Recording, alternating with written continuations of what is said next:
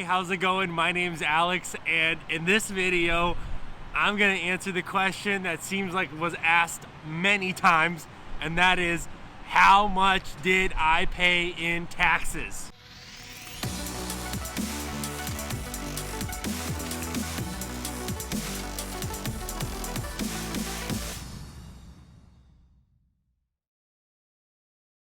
First and foremost, a couple things. I'm gonna keep my hands in my pocket because it is cold. I know that doesn't translate well in camera, but it's cold, guys. So I'm gonna keep my hands, no flailing arms around this in this video. And the other thing is, I actually recorded this video before, but what happened was the audio was bad, and so I decided to keep using the thumbnail or reuse the thumbnail, but I'll just, I'll re-record the video because the audio was bad. So, and I want to make sure I have good audio all the time. So that's why the thumbnail has Clifford the Big Red Truck, and I'm sitting in front of Casper the Friendly Dually. Now, I want this video to be more or less a follow-up to my most popular video. So I doubt it'll do as well because taxes certainly aren't like, oh, that's so cool, it's so popular to talk about taxes. Definitely not. So, but I still want it to be a follow-up, and hopefully it'll translate to more educational content. And hopefully it answers a lot of questions that I saw in the comments of that video. So many questions are asked, but I think by far the #1 most popular was, who was I leased under? Guys, understand that is not my information to give out, first of all. Second of all, the company shut down. A couple of owner-operators under that company got violations and out of services, so they shut down. Second question was, how much was I running? Guys, at the time, I was running non-stop. Just like I am now, essentially. I'm doing 29 days out of 30 on the road. And that's an average, you know what I mean? That's not consistent. So I might be on the road for 2 months and I might come home for 2 to 3 days. But keep in mind, guys, I run hard. I'm not messing around. I'm trying to make as much money in this business as possible, and so that I can then, quit or switch to something else, whatever that may be. So my miles last year, I think, was over 150,000 miles, right around there. And so that puts my rate per mile at I think it was a solid 230, 240 a mile. Consistently 230, 240 a mile on all miles. So the loaded miles was, the loaded rate per mile was much higher. And so I did have deadhead too. But I think my all mile rate was around 230, 240, and I did right around 150,000 miles last year. Then a bunch of questions about, yeah, Alex, that's cool. Gross is really hot, but how much did you actually take home? How much did you actually net?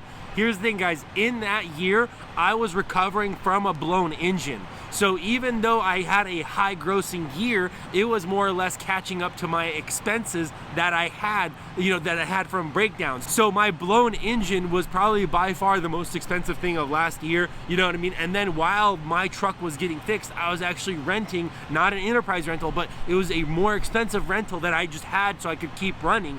And so that's what I grabbed, that's what I had at the time.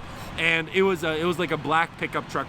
But still, the point remains the same, that I think after all my deductions, write-offs, everything, I think my take home was about $90,000 last year. After engine, after every single possible expense I could write off, it was about $90,000. Another question, hey Alex, when you damaged your C-pillar, why didn't you total out the truck? Guys, totaling out the truck would require a claim on the insurance. And at the time, I was leased under and I didn't want to claim on the insurance.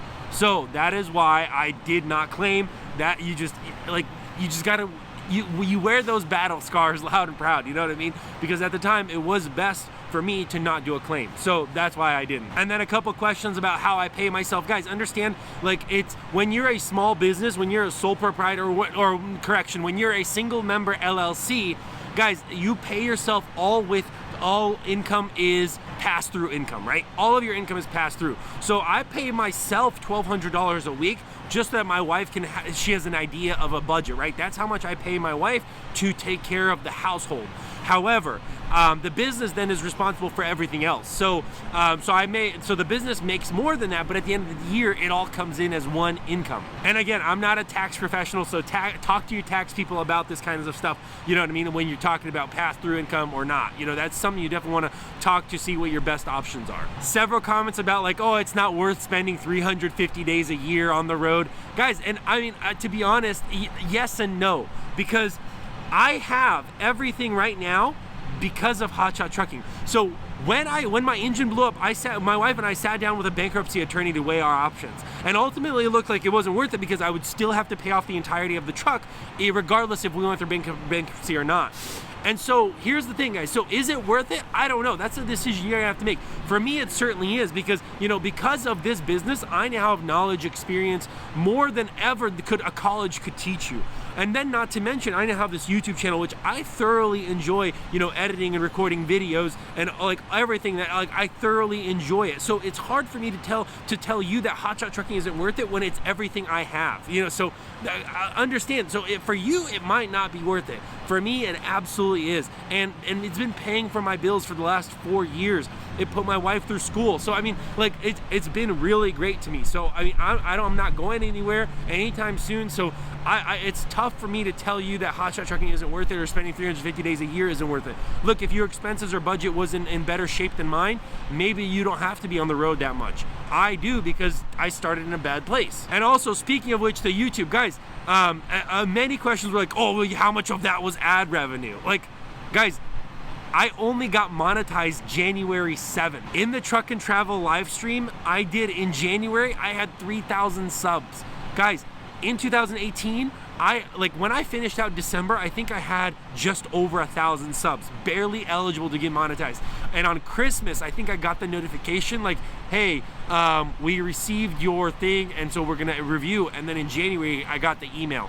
So understand, guys, in 2018, I had no YouTube channel essentially. You know what I mean? I had no ad revenue, nothing. And the 1099 that I showed in that 350K video, guys, that was my actual 1099. So I don't know what to say. That's one 1099 from one company that I was leased under. So yeah, there was no ad revenue in that. Okay, so those were a couple of quick, like, rapid fire questions. Let me know if you have more questions about like this business in general, and I'll try to do my best, I guess, to answer them when I can. But let's get into this thing. So 2016, how much I paid in taxes, right? That's what we're jumping into. So 2016, we're starting right from the beginning. My adjusted gross, right? So when I say adjusted gross, guys, here's what I mean. When you're leased under a company, they're the ones that get the payment, right? So when the broker pays on a load that you delivered, it goes to that company first. And then the company that you're leased under, they cut you a check. So what that means is the company that you're leased under always gets their percentage first. And so when I say adjusted gross, understand that's after the company takes their percentage. So my adjusted gross for 2016 is $129,572. And my net from 129 grand was $30,083. And the net is after all of your write-offs. So obviously the government gives you a bunch of write-offs that you can take advantage of. And so after every single write-off my tax person could find, or my tax person found that I was eligible for, that's what it came down to, that I actually made $30,083. And in 2016, that was the only year I got a tax refund of $1,868. I got a tax refund. That was the only year. But keep in mind, I think a contributor of that year was that I did have a driver, and I had a 1099 the drivers because they worked on, like, they kind of worked on their own schedule, really. So I didn't really have a set schedule for them. So I did have to 1099 those guys. But I think that's what contributed a little bit to that year of me getting a refund, was because I did have a couple of drivers. So guys, here's some advice for you. Here's how you become successful when it comes to taxes, okay? And that is, don't get thrown into a cage. Guys, I cannot stress that enough.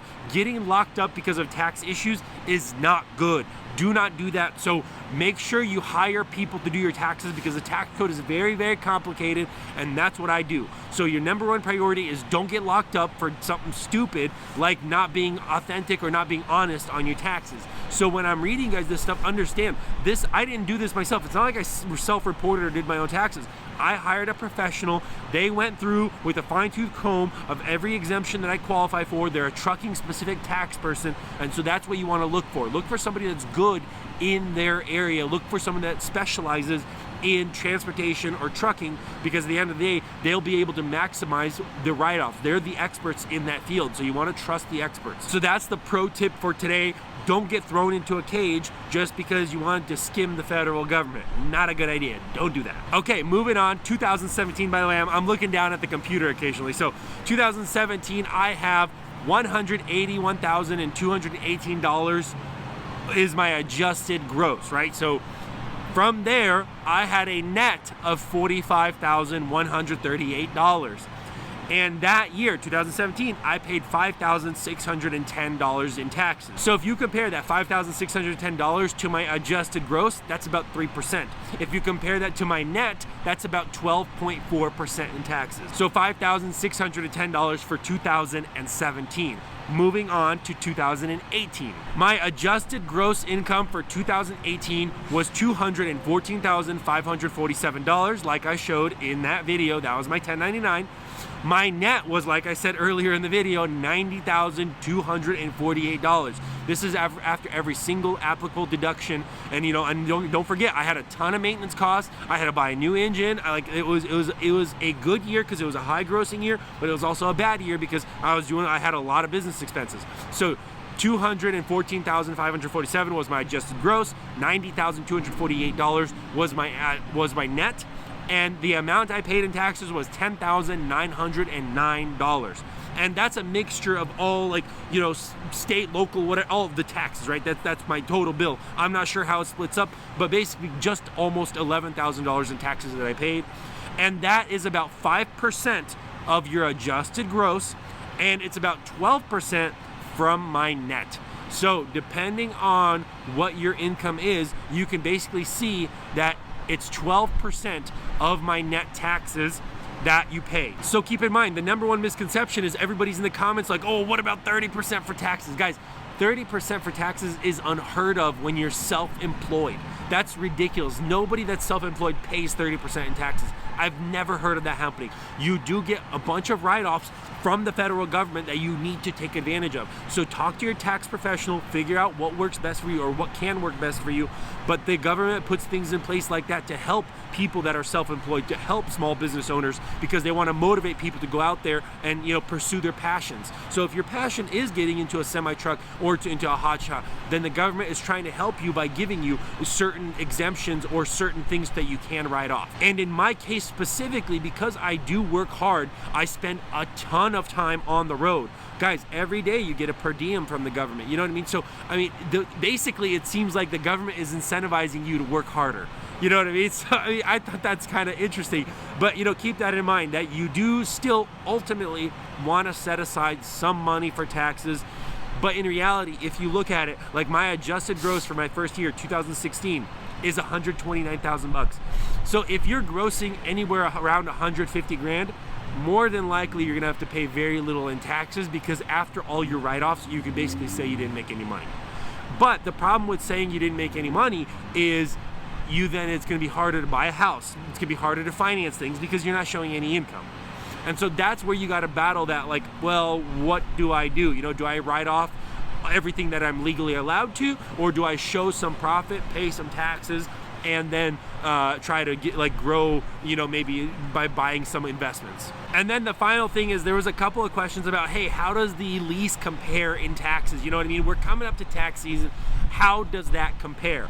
Here's the thing, I'm not a tax pro, I have no idea, but based on some of the comments I read, you basically have an option. Write off your receipts, right, which is your fuel cost, your maintenance cost, all of your receipts, hotel stays, all of this stuff. So you write off your itemized, or you take the government 58 cents, right? And right now it's 58 cents. Last year I think it was 54.